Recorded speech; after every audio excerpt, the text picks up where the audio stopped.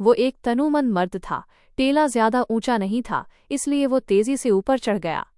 इधर अंधेरा था, मगर रात की खामोशी में उसे लड़की के कदमों की आहट सुनाई दे रही थी। वो टीले से दौड़ता हुआ उतरा और लड़की के पीछे गया। लड़की और तेज दौड़ने लगी। फासला बहुत कम था, लेकिन वो मूली थी जो हिरनी की रफ्तार से भाग रही थी।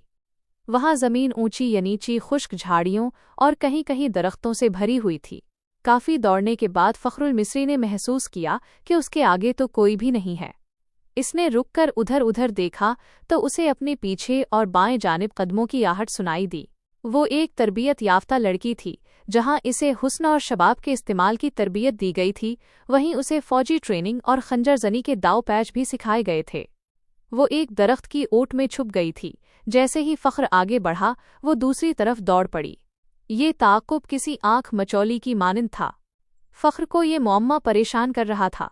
जब मूली के कदम खामोश हो जाते तो वो रुक जाता, और आवाज़ सुनाई देती तो दोबारा दौड़ पड़ता। गुस्से से वो बावला हुआ जा रहा था। उसने जान लिया था कि ये कोई जवान लड़की है, क्योंकि अगर बड़ी उम्र की होती तो इतनी तेज न भाग सकती।